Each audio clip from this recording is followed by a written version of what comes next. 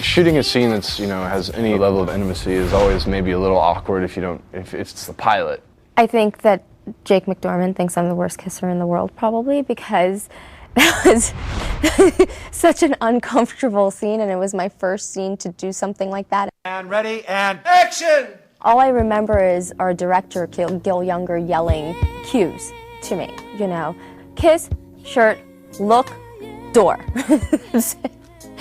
I don't remember anything here. It was just like, hi, how are you? I'm Dilshad. Hi, I'm the guy having an affair with you. Nice to meet you.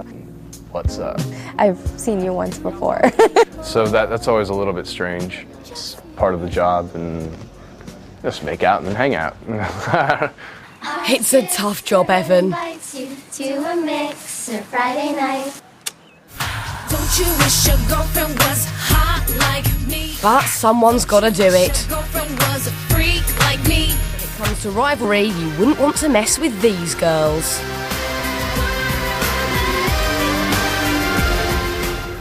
I hooked up with your boyfriend, and I'm sorry for you about that. But I'm not going to apologize to you for doing it. Sometimes we get really mean, and that's a little hard for me. I just go into this imaginary world. It's not about who Spencer is in real life, it's about Casey. But it's kind of nice to get it out, because then I'm not getting it out in the rest of my life. It's sort of like, I can be mean in the script and it's okay. No reason to be scared. Ow! Hey! Oops, sorry. In the beginning, I would most of my scenes were about confrontation with Casey. So, you just sort of read the scripts and you're like, okay, well, what did she do that would make me feel this way?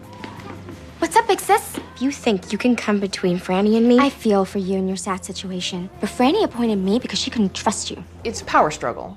We had a lot of fun with that, oh, I've got you now. And it's like, oh, you think you've got me now? I don't think so. Oops! I don't think that it was necessarily getting rid of the evidence per se, but I think it was, you know what, I could care less what you have on that phone. I'm not leaving, big sis. And I'm not afraid to play dirty. When Casey thinks she's got the upper hand, Rebecca isn't going to let her have the upper hand. Rebecca doesn't want anyone to have the upper hand. She wants to be in control.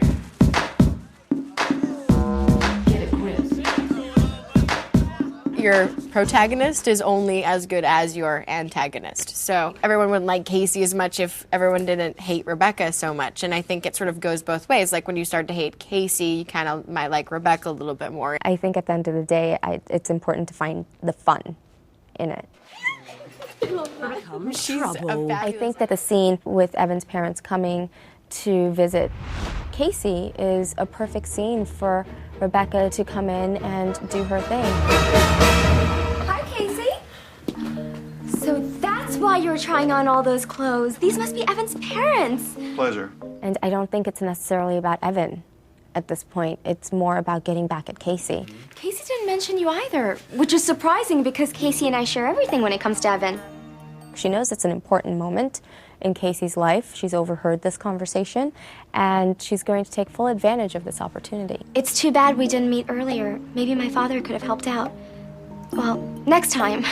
Oh, Rebecca, why don't you join us? No.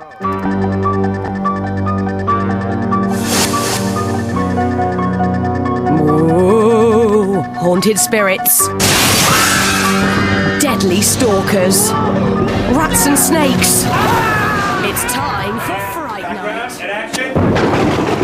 Friday Night Frights is an episode where you kind of see all the houses isolated from each other. Everyone is stuck in their homes because of this massive storm that's coming their way. The challenge to make something scary, I think as an actor, is to believe it yourself. Did you know that a ZBZ died in this house? Ash. Her name was Virginia. I would ask Sean Smith. He might reveal the truth behind Virginia Horton. I think Virginia Horton was made up. I didn't expect much of a reaction from the cast.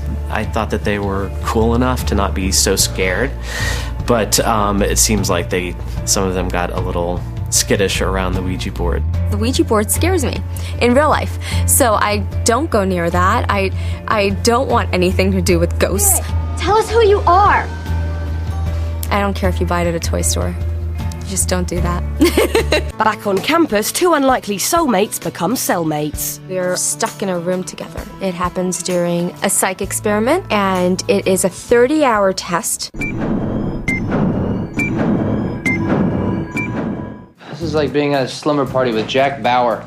A lot of the people on our staff had done these crazy psych tests. I don't know if that happens in the university in England or not. She doesn't want to be in the room with this guy who was probably the worst person on campus she could be stuck in a room with. We'll start with the truth task. The objective of this test is to measure your reaction time as it relates to your brain's unconscious. So is this your major?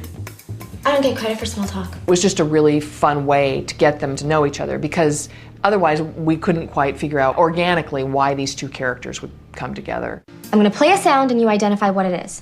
First thing that pops in your mind.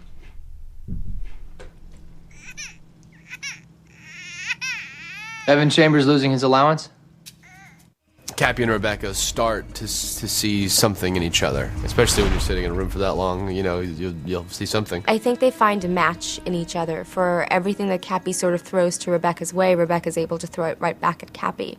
Doesn't bother you that Casey picked another Prince Charming? I don't get paid for small talk. He sees what he thought was just going to be a spoiled rich girl, and he finds something that he really likes and that they have in common. And between sleep deprivation and isolation, they somehow find common ground. You're not nearly as unpleasant as I thought you'd be, Logan. You smell better than I thought you would.